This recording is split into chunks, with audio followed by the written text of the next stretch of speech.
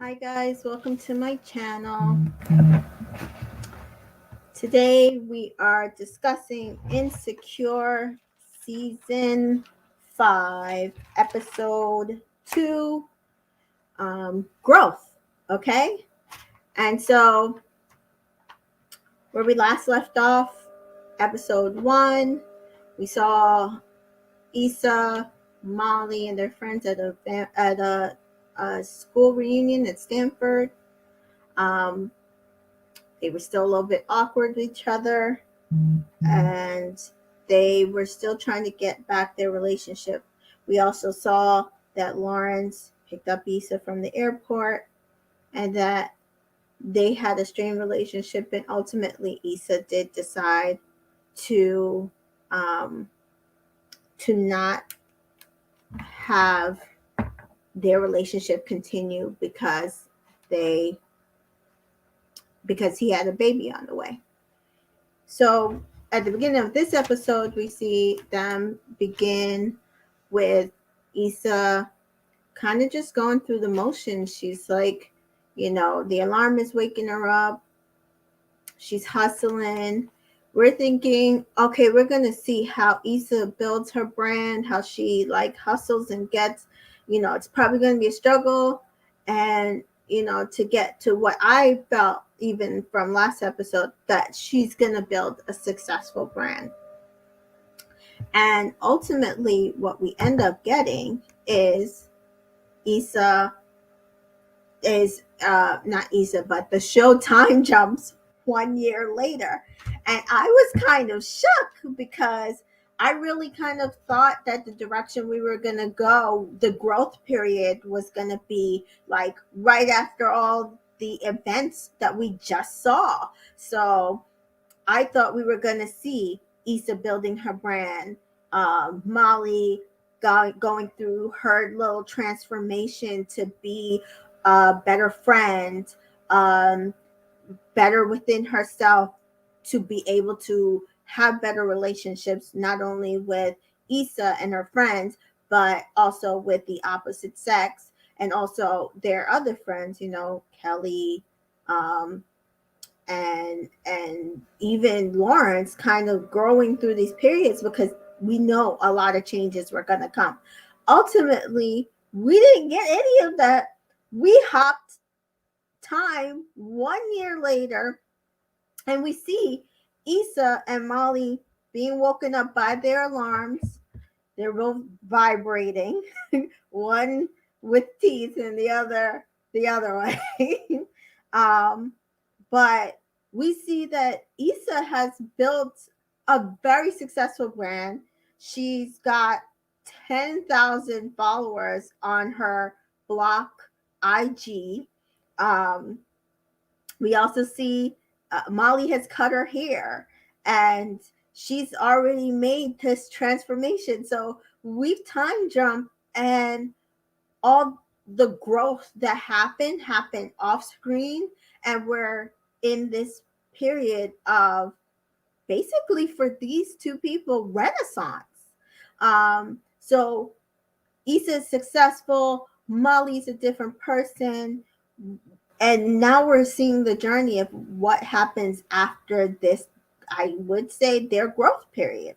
So Molly is meditating to Kelly Rowland. Um, Issa texts her assistant, Koya, about the fact that their IG just went up to 10,000 followers, and she little does Issa know, Koya's already in their apartment getting stuff ready. Apparently, she says her her mom, who her roommate and her roommate's boyfriend, man, woke her up and are loud, and she's like, her roommate is her mom and her man is her dad. So they're basically like getting themselves ready. We see uh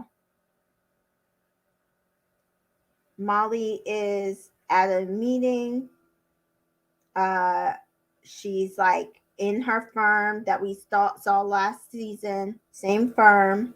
And that firm has a lot of new faces, if we see, and it looks like maybe Torian is now at a higher level. Maybe he's made partner because he's running the meeting like Molly's boss used to. So we see that not only has growth happened for Molly and Issa, but growth has happened for other characters as well, including Torian.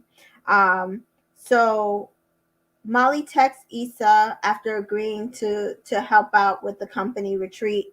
That does Issa want to do a pasta night?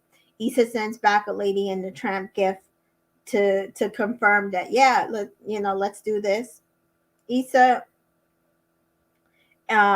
is at a meeting herself. She's hosting a book signing for The Vanishing Half, which is a real life book that I actually looked up because, sometimes these shows drop things and we're not sure whether there's a connection with these little like nuggets or crumbs that could like kind of give us more of a insight into the overall story of what is actually happening in the show itself. So I looked up the book. It's called The Vanishing Half by Brett Bennett. And the book is, and the author is also real. The book is about two twin sisters who are identical, and they live in the South in a Black community. They eventually run away at age 16. One ends up in her adulthood returning to the town, living with her Black daughter, and the other ends up passing as white and lives with her white husband on the other side of town, and her white daughter, or they're not knowing that she's Black, and apparently the fates of their lives are still intertwined, even though they are not necessarily in contact. So that's the premise of the book. We'll see if that actually ends up being anything that has something to do with the overall story of this season. So Issa talks to a supporter who comes to the book signing that she's hosting, and the supporter tells her that Issa, she's been to all Issa's other events and she loved them, and that Issa saved her life. And ultimately, Issa doesn't even know how to take that. I wouldn't know how to take that. So she kind of gets quiet. But we see that this also kind of goes to prove that Issa is very successful. She already has, supporters or fans who are following what she's doing in the community and actually repeating coming to her events that she's planning with different vendors and different clients. So then we see that Molly is falling asleep on Issa's couch while they're watching whatever movie they decided on. And Issa's like, come on, you're missing it. And she's like, oh, I'm tired. And so she's like, well, all right, you can stay the night anyway. And she gives her a pillow. And Molly's so excited because she's like, you're giving me my own pillow. And Issa's like, yeah, because you were flattening out mine. And so she's like, you could just be, nice about it. And she's like, whatever. And then we see them giggling, and they lay in bed facing each other, which is, it's kind of shows that they're gotten close again, because like they're not facing away from each other. They're sleeping together in the same bed again. It's like they're back. And so I do like that. That's one thing this time jump has afforded to us, because there was a lot of talk that, oh, they're never going to have their relationship back. They're never going to be best friends again. We're going to see them struggling through this entire season. I kind of am really happy we are not seeing them struggling through the rest of the season. We are seeing their friendship back. Molly is singing Issa's best friend song. Issa tells her that's not how the song goes, but they're back, and I am happy to see that. And we do see little things, we'll talk about through the episode where they are back. They are best friends. They are in a better place than we last left them last season, but it's also not the same relationship in any way. So Issa, then we see in the next scene, Issa's at Nathan's barbershop to discuss hosting a 1 year grand opening event. Um, they're kind of discussing different locations and where can they have it. She's like, you sure you want to still have it in the barbershop? They're like, oh well, we basically want to have it somewhere cheap. And Nathan's partner mentions he could do it at a car wash that he has access to. He just has to work a shift in order to get it done. So one of the people that work in the barbershop comes in and says that apparently the client that's been waiting on Nathan's partner, is his wife has gone into labor, so he needs to come and do this man's hair. So the partner leaves, and it leaves Issa and Nathan alone to talk. They still kind of talking budget and what Nathan wants the event to look like, and he's like, well, I just want it to be cost effective. And he's like, like, how much we pay? She's like, well, I always take food as payment. And so basically that was his hint to take her out to dinner so that they could discuss the plan. So they go out to dinner, they discuss. Nathan kind of wants it to be somewhere, again, cost effective. Issa gives him some ideas for some parks and parking lots. He basically says he'll check them out and get back to her. And then we see the lights dim. And Nathan is looking around and Issa's looking around. They kind of make an awkward joke about, oh man, so this is what they're doing. And they kind of have like this, I don't know how to say it. It's like, it's kind of flirty, but kind of not. Like, but this has always been, to me, Nathan and Issa's relationship. It's always been, even when they met, it was like you could see the like flickers of chemistry going through them, even when they're awkward. So that's kind of what we were getting here. It's like kind of the throwback to when they first met, where they're not so sure how to approach each other. They kind of are still interested in each other. But now it's their friends. So they have like a different conversation about, what are you doing tonight? Nathan's like, he has a date somewhere. And, Issa's like, oh, like a date, like what's going on here? And he's like, kind of like, yeah. And Issa's like, basically, she's gonna go hang out with Molly.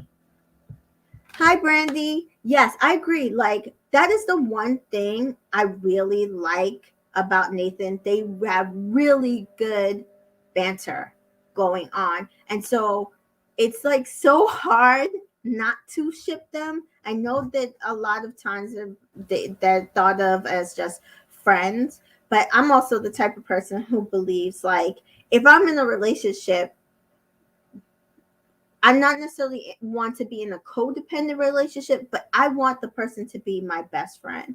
Like, I want us to be able to tell each other anything. I want us to be able to have any type of conversation, and be honest with each other. And I always feel like they're able to have those conversations, and they also have those little sexy flickers going on.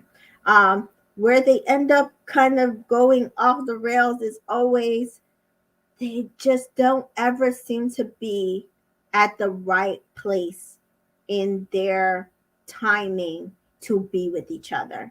And now, whether that's serendipity, meaning that's what, that's how the world works, like their timing is always going to be off because they're not meant to be together, or whether that is just them as people, they're not a good couple. I'm not sure yet. I think we're going to get that towards the end of the show, because I really do feel like the series, I really do feel like never count out Nathan and Issa's relationship. So we see next that Molly is at a kid's birthday party. I'm pretty much sure it's probably her possible nephews that her brother, is claiming, from a couple seasons ago. Um, and she approaches her parents, and in old Molly's way, like confronting them, like, why haven't you guys gone through with the estate planning that I've been trying to discuss with you? And they're kind of like taking it in stride, and then they hand her a handwritten will that looks like a grocery store list, which I thought was hilarious, because I do feel like sometimes when um, different people have different approaches to estate planning, and estate planning is basically planning out who gets your stuff when you die. If you're my age, like who gets your children when you die, which has been difficult for me, because you don't want to think about you not being there for your children. And so sometimes it can, depending on the person, and especially depending on the person's age, it can be a really difficult thing to approach and discuss, especially with your children, whether they are like Molly and they are an attorney and can disassociate themselves from the fact that you're basically discussing your parents dying. But they hand her this handwritten will. She's looking at it. She's very skeptical. She's about to like kind of go off on them. And then the next thing we know, a man approaches. Apparently, he's Herbert from the church. Molly doesn't automatically recognize him. Her mother kind of prods her, and then she realizes it's Herbert, who became a deacon at 15.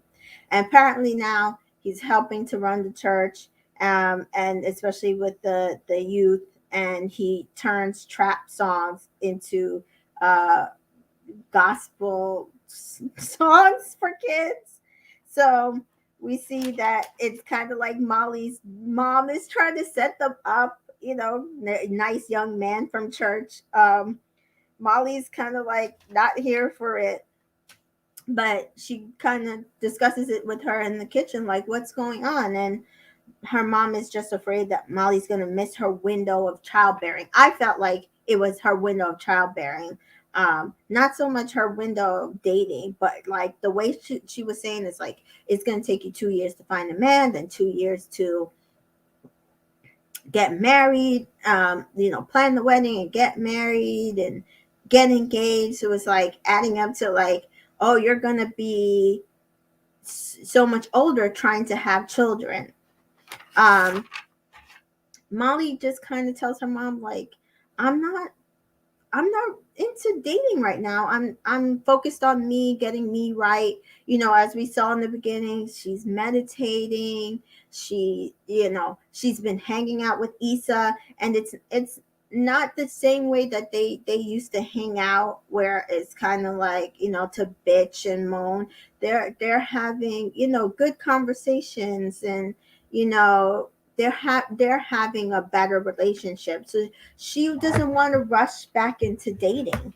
And who could blame her? She had a couple of years where the period of dating that she was going through was really rough. And sometimes that scars a person. Sometimes that makes a person leery. Sometimes that makes a person, kind of gun shy to put themselves back out there, especially when you're going through this, renaissance period of changing yourself and liking yourself and wanting to be more of your true authentic self and present that to the world, especially present that to people, present that to the opposite sex. So she's trying to like delve into that more and really explain herself to her mother, but they get interrupted by Herbert.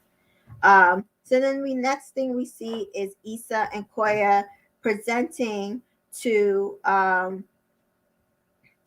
presenting her new client, who's a designer called Crenshaw, who is played by the fine Kobe Zerbo. And the company she's presenting is if we remember back to last episode, um, it's the company ran by one of her alumni. They run a water company called NB. What is it called? NB something. NVW. So it's her Stanford alumni, um, Nadia's company. So we see it's like a white exec and then like a black exec, just like that they're presenting to Koya, showing them like pieces of Crenshaw's outfit that he has. You could take it from day to night, and they seem really interested in it. After the presentation, they both come up, and you can see that the white exec, Seth, is basically the point person, the lead person, as he's the one who's talking more to Issa. And they basically say that they love the presentation, they love Crenshaw's work. They have concerns, though, of course. Most of the concerns comes down to budget. It always is the budget. Nobody ever wants to spend too much money, but also just the performance pieces of the show, which he feels could be misconstrued or something. They kind of feel, mostly Seth talking now, that maybe it's possible for them to like go with a more established designer that is, used to doing a show this big, that they could use to present their company into this space. Issa is trying to like calm their nerves, because she's like, well, listen, nobody's gonna bring Crenshaw's passion. Nobody's gonna bring the eye that he has. Nobody's going to give you what he can give you. And is that scary? Yes, but I really think if you kind of like miss this opportunity, you're going to miss a really big opportunity. They leave in a place that seems still kind of iffy. Issa kind of goes home, or she goes to Molly's house, and Issa is on the phone when she's entering Molly's apartment, and she's basically comforting Nathan. Apparently his event is in the next week, and he's concerned. So we see like Issa is in her stride, right? She has multiple clients. She is kind of leaning into like her skills of reassuring people, really bringing people to not only her vision for her company, but also the vision of her client for theirs. And so, like, when she brings this to Molly, Molly is like marveled at the fact that, Issa and Nathan are kind of still friends. And she's like, I don't think I could ever be friends with somebody I've seen there, what. And Issa reassures her that it's not like that. This is basically kind of like, they're friends, and they have like a mutual business partnership. And besides, Nathan's got a bevy of bitches, which Molly says is several or seven. And so, not to worry about their friendship, because it's not in that way. We all know she was not telling herself the truth, because she still kind of wants Nathan, but she's still in love with Lawrence. And I think that was what was stopping her from admitting the fact that she wanted to try with Nathan, because ultimately, and I've been there, when you leave something, especially when you leave something unfinished or kind of devastating, because I think Issa was really kind of devastated by the fact that Condola got pregnant by Lawrence. You don't know how to move forward into a new relationship sometimes. And so you are distrustful with yourself. You don't know how to align yourself to move forward, even though you know that you should, because that relationship is no longer the relationship for you. And so sometimes you're just not honest with yourself. And I think that's what we were seeing here with Issa.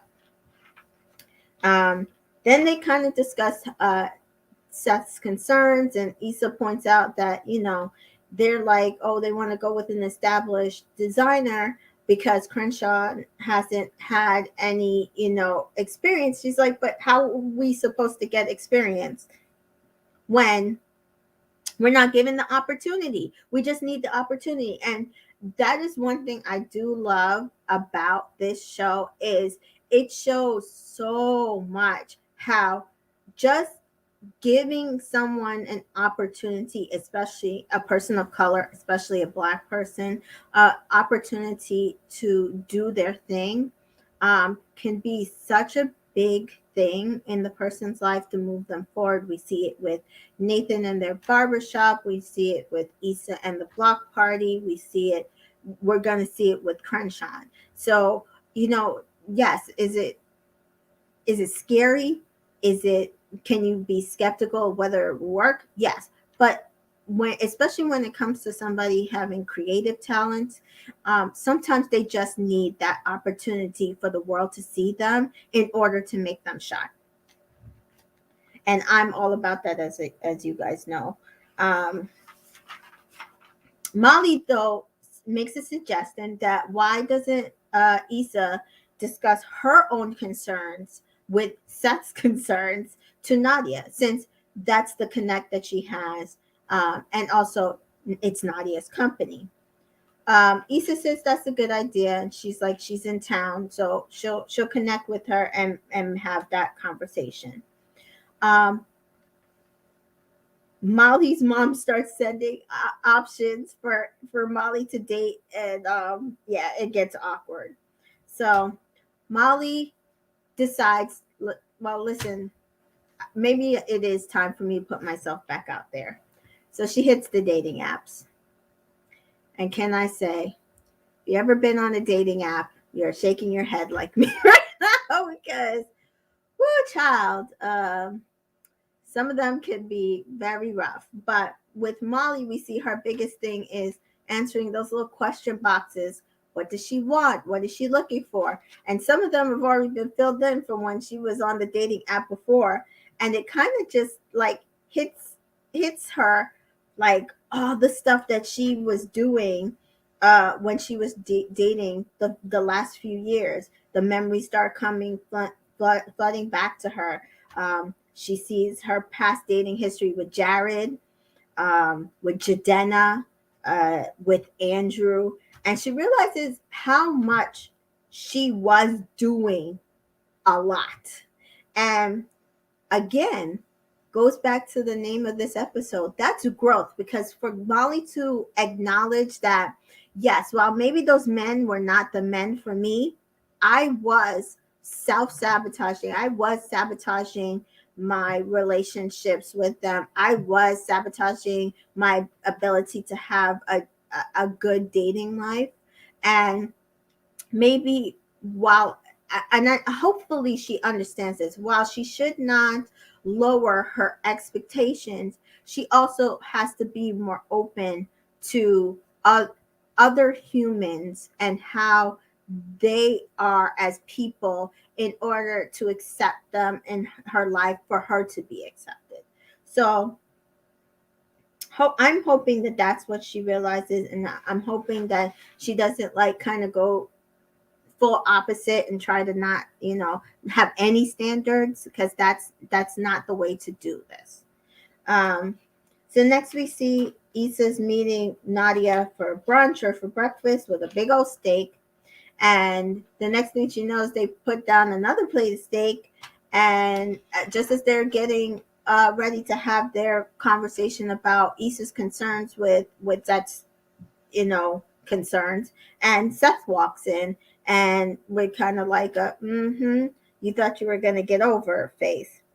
Um, so Issa basically goes into her concerns with both of them, and they're, well, mostly not Nadia speaking. We see Nadia kind of really allowing Seth to be point person here, um, which is, understandable for a business. If you're like, that's the executive who, as a boss, if you're like, that's my point person, you got to allow them as a boss to do their thing. But I do feel like having Nadia in the room really does help them to kind of have this discussion where they're both reassured. Issa presents basically that, listen, you guys are on the cusp of something big, and I know if you allow this to happen, you're going to be on the forefront of something. And her reassurance basically works. Everybody gets on board. Seth agrees, Nadia agrees, but Seth does mention he'll have some notes. Issa goes back to Crenshaw, and they basically discuss how everything is moving forward. He is super excited. But she does kind of mention to him that they had some notes. You're gonna want to listen to what they have to say, because basically, they're paying the bills. And Crenshaw's like, not really happy with the things that they want to cut out, the lowrider bikes, the drum set. And he's like, well, maybe this is not the right partnership, because I have my vision and I don't want to adjust that. And Issa basically kind of, gives him the spiel that, we've all been there. It's like, you do this right now and then you'll be able to do whatever you want in the future. Like, not necessarily you sell your soul to the devil and you'll be able to, like, fly, but more of, you have to make some concessions now in order to do what you want in the future. And unfortunately, that is a lot of times how businesses work. That is a lot of times how businesses work when you're working with businesses that are, I will say, not used to working with people of color or Black people or people on up and coming. So, or they're up and coming themselves. And so, she's trying to reassure him that she's, like, still on his side.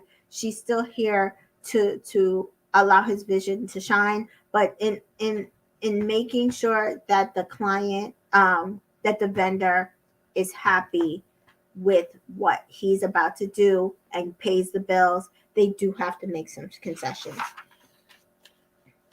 Issa says to trust her, and she kind of mentions that, they wanted to go another route with other artists. I think that was a really, really bad move on her part. And in my opinion, the one slip up I think Issa's made that entire episode, because that made him kind of distrustful of her. It made it seem like, well, they wanted to go with somebody else and I talked them out of it. So, you kind of owe me. And he kind of says, well, maybe this is not the right partnership. And eventually Issa is able to kind of turn it around. I do feel like Crenshaw was skeptical when they left their conversation, but he gets back on board and agrees to move forward with those notes and adjustments that the vendor decided that they wanted to do. So then we see in the next scene, Molly is calling her mom to apologize. And this is big because normally we don't see Molly apologizing right away. But she's apologizing because she's like, I feel like I bum rushed you on this estate stuff. And her mother's like, no, there's no apology necessary. I understand. I know, what you were trying to do. We know it comes from a good heart. She's like, yeah, but you know how I could be. And I want you to understand that I understand where you're coming from. And I understand why this is scary for you. And the fact that Molly can acknowledge and apologize and move forward with someone so quickly, in like, we don't usually get this in one episode. We usually get this in a few episodes later. But acknowledging that, maybe she was pressuring her mother to do something she wasn't yet comfortable to do.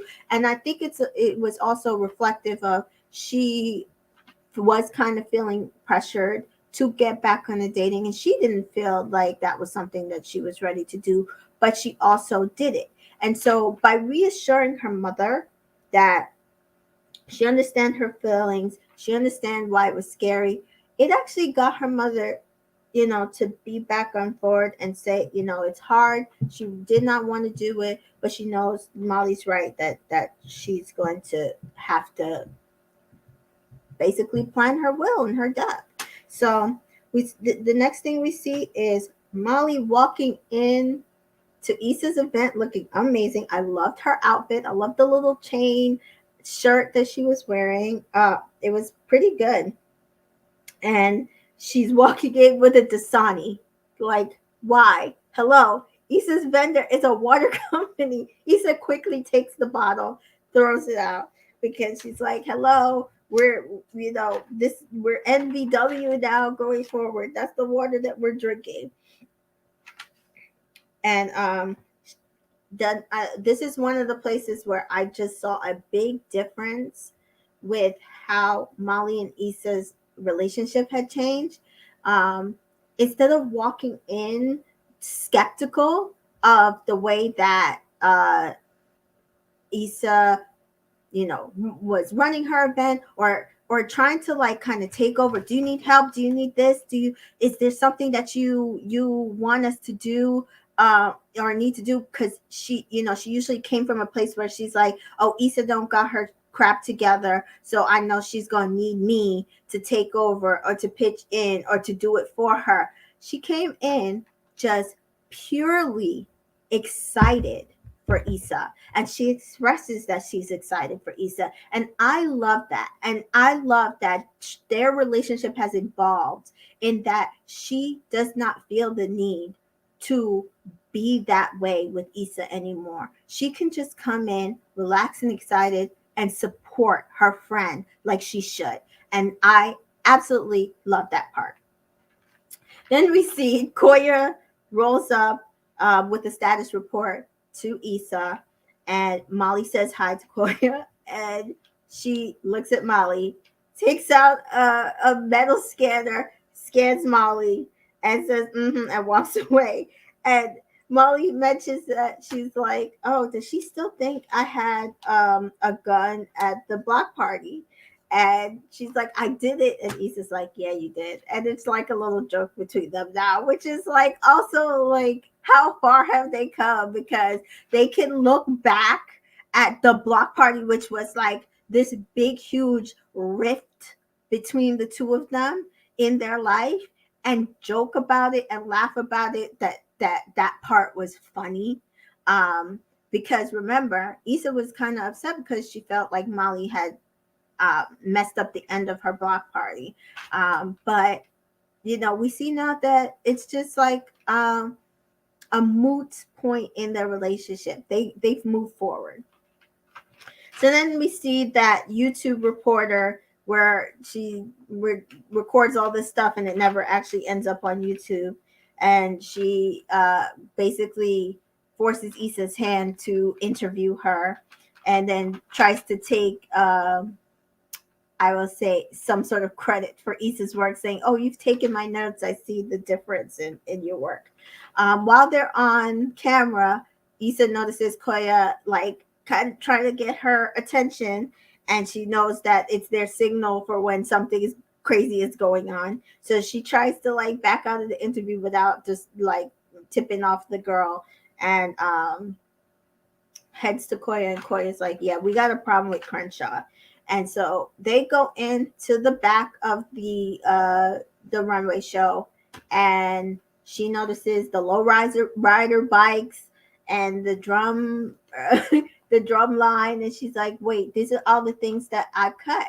And so she confronts Crenshaw, and she's like, yeah, I put all this stuff back in because I felt like the vision, I wanted to go with my vision. And she's like, so you put back all the stuff that we discussed and we decided to cut 5 minutes before the show. Basically, he decided to do that so that Issa couldn't do anything about it. She really couldn't. And Koya tries to play like intermediary to let them know, like, oh, let's calm down. Let's use, better words with each other. And so they make more I statements of, I'm feeling like this. They each kind of give their viewpoints. I will say I understood both of their viewpoints. Basically, Crunchon's like, listen, you're the in between, but you promised me you would support me. Basically, what Issa is like, we have a client paying the bill, and so their opinion matters. But Crunchon points out, yeah, their opinion matters to you because you're the one who has to deal with them. And so, while I don't necessarily agree with how he did it, I do understand how he was feeling. And while I don't necessarily agree with Issa kind of being forceful with, you kind of owe me and you have to do this, I do understand how she felt. It felt like a slap in the face. But ultimately, it's 5 minutes before the show. All she can do is express feelings. She cannot do anything about it. He's gonna go forward with how he wants to do this show, and Issa can't do much. So Molly's there, kind of reassuring Issa, like, so you're just gonna allow this to happen? Issa's like, there's nothing I could do. They just stand there and watch. The beginning of the show looked really good, really nice outfits, very calm. Molly's like reassuring Issa again, like, okay, this isn't bad. This, maybe it's gonna be okay. And then the beat drops. And that's the beat drop. We see people screaming in, because Seth is there in the audience. We see people screaming in Seth's face, screaming behind Seth. The low riser mics coming in, the drum line coming in, and it's kind of just like, very creative, very poetic. But it might not be for everybody. But as Issa is watching him, he's like, like looks like he's physically ill, like he's hunched over. He looks like he's in pain. She doesn't know what to do. She feels like it's a train wreck and there's nothing she could do. But then the show ends, and the next thing we know, Issa is talking to Seth after the show, and he's like, he absolutely loved it. He's really happy that they threw his notes out the window, and that they proceeded with the vision. And she did kind of throw Crenshaw off the bus, saying, that was on him. But she gets the win. Crenshaw got the win. He basically was saying, yeah, he was in pain because he had a bad massage.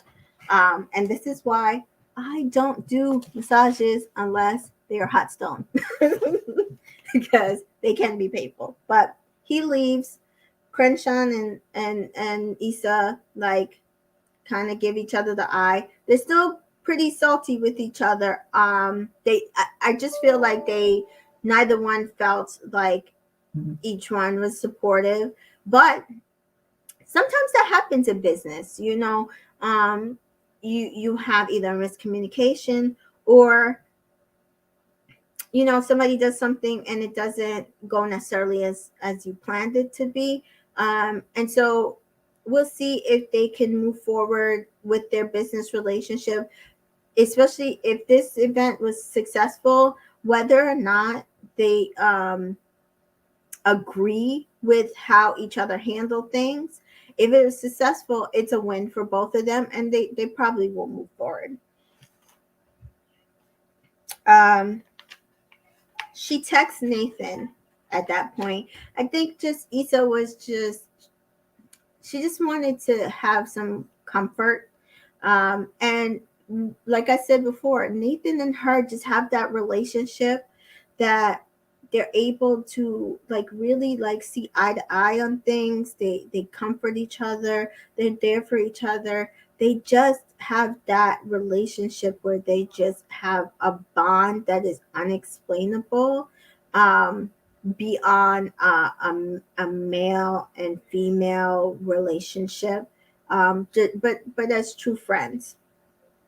um, and then we see Molly sitting in her cute outfit at a restaurant, um, waiting for a date, and the date arrives, and she kind of waves him on, and then she kind of centers herself and brings it back, and she says to herself, embrace the change. And so we see, Molly's a brand new person. She's going to approach dating differently, and I hope we see like what that difference is going forward, and that's not like behind the scenes. um Nathan and Issa are on her balcony discussing what happened in the show. Nathan basically reassures Issa that, listen, everything worked out. You just have to be okay with that. And it sucked to feel that way in the moment, but it worked out for you. And he's talking about, I tried to learn how to braid, and it didn't work out for me, but sometimes you have to at least try. And he realizes Issa's falling asleep on him, and um, he's like, I'm gonna head out, and she basically tells him to stay. And when she said for him to stay, I'm like, stay how? Stay on the couch, stay in your bed. And the next thing we see is him in the bed, and I'm like, oh Lord. But again, this is not Nathan and Issa are not Molly and Issa.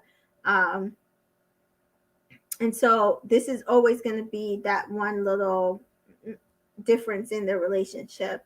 And we see he starts kissing her, and she lets him for a few minutes, and then she starts crying. And I felt really bad for Issa. And now I know a lot of people probably thought, oh, this is Issa being awkward. But no, this is not Issa being awkward. This was Issa not being ready. And she thought that she was ready, but sometimes we convince ourselves that we're over something. A year later, I'm sure she convinced herself, like, I have to be over this. He's not the person for me. I have to move on. And Nathan and I had a good relationship. We were on the way to building something, and then we kept getting interrupted. And I'm sure she tried to convince herself that this was the time for them. But we see she wasn't ready. She's not ready. She's not emotionally ready to move forward with a relationship. And I don't think it had to do with Nathan. I don't think she's ready to move forward in in a relationship with anybody. And that's the sad part. So he tries to kind of comfort her. He holds her. Then the next thing we see, he leaves. Now I don't know who else was upset about him leaving. I felt like he maybe should have went and like slept on the couch. I don't know. I'm just like, you see she's upset. Why didn't you just stay and you guys could have a discussion about it in the morning? But I also feel like I kind of see where Nathan might be coming from. He doesn't want to feel used. He probably was slightly confused himself, because I do think Nathan really likes Issa. I think if Issa had said that she was ready right then and there, he would be with her. I just feel like sometimes they just don't handle stuff right with each other, and that's the part that keeps not happening properly. So that's where the episode ended up. So the Nathan Hive is down bad, guys. The Lawrence Hive is, or Nathan Navy, sorry. No, the Lawrence Hive ain't doing too well either. As we see from the previews for the next episode, Lawrence is going on a date out in San Francisco. So we'll see how that works out. I will say I think that we'll see where Nathan and Issa ends up. I think he probably didn't know handle that situation with her. And she was calm when he left. I just don't think he's just gonna drop her and not be friends with her. I don't think he can. Um, I think that would have to be on Issa to make stop. Yeah. So Brandy says, yeah, I think Nathan still has feelings for her, but he's not going to rush anything. And I agree. I think he has strong feelings for Issa, but he just, I don't know. I don't know if it's ever going to move beyond friendship. It sucks. It really does. I just have to see how it evolves. And Brandy says, I'm ready for my Danielle to make it. I know. I would love for Danielle to come back right now. But I think Issa has to be ready, though. Like, she's just not yet. So, in order for the Danielle to come back in, like, I mean, because now we're at what? Danielle would be 2 years later, maybe. I want Issa to be in the right place for Danielle. I want Issa to have her options because I want her, when she makes a choice, whether she makes her choice from Daniel, Nathan, or Lawrence, although I'm sure it's probably going to be Lawrence, or even if she chooses herself, I want it to be a final choice that we as an audience are going to be happy with, because I don't want us to feel like, but she could have at the end of this series. So I think Issa needs a little more time, maybe another couple months, or maybe she needs to see that Lawrence has moved on or something. Like, I think it's not the moment for Daniel to come in yet, just yet.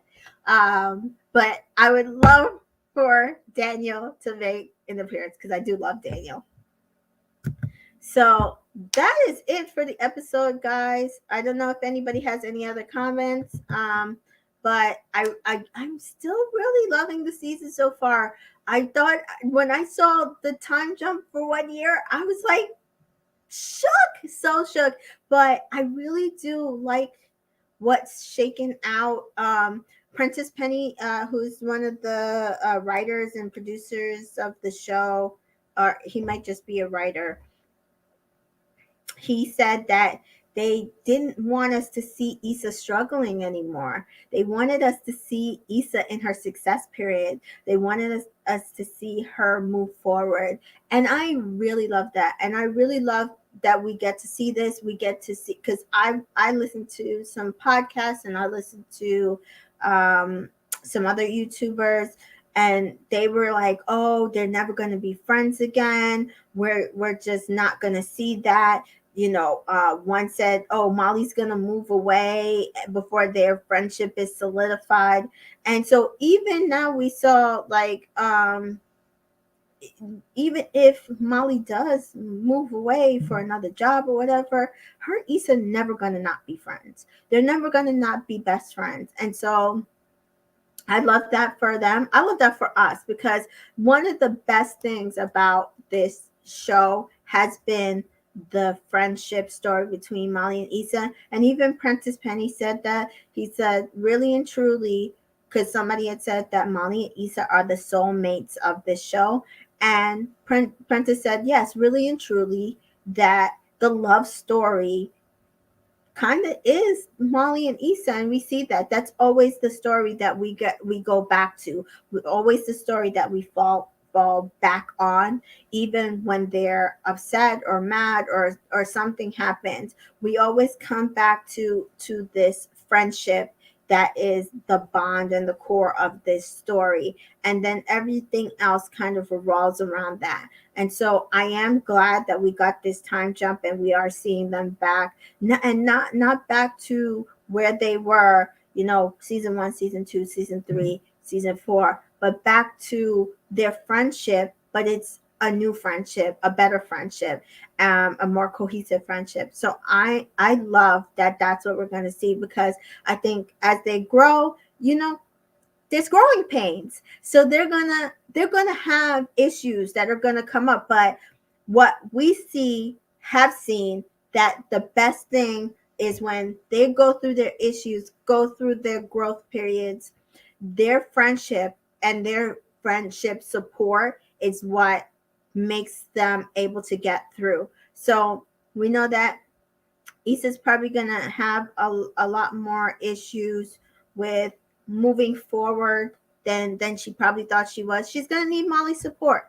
And, Molly, while she's grown a lot, we see even in this episode she does go back to periods where she's her old self and she has to reset herself back to her new self. So we're gonna see them support each other through that. And I feel like, as I said, I think last episode recap, that I think they're going to be super successful at the end of this. But where are we going to see those successes? Is it just going to be business? Is it just going to be their friendship? Or is it going to be like all of it, or and their love life? We have to see. We have to see where Issa's taking us. So, guys, that is it for me for this episode. And as always, just a reminder, follow me and Entertainment in Color on Twitter and Facebook and Instagram, and I'm on TikTok. And so, follow me. I post, a lot of what we got in this episode is, trying to promote people in the entertainment business, in media, their projects, their work, their photos, whatever I find that I like. Sometimes people send me stuff and I repost it. And we just want to support people on these social media platforms, because our white counterparts usually are always the ones that are supported first. They're the ones making the most money off of whatever businesses are being promoted on these platforms. I want us all to have those same abilities, to have that same leverage, and I want us all to win too. So again, follow me, guys, on all social media platforms, and I'll see you guys next Sunday. Oh, on Twitter for the live tweet for Insecure, and then for the next recap next Monday. All right, guys, have a good night. I'll see you then.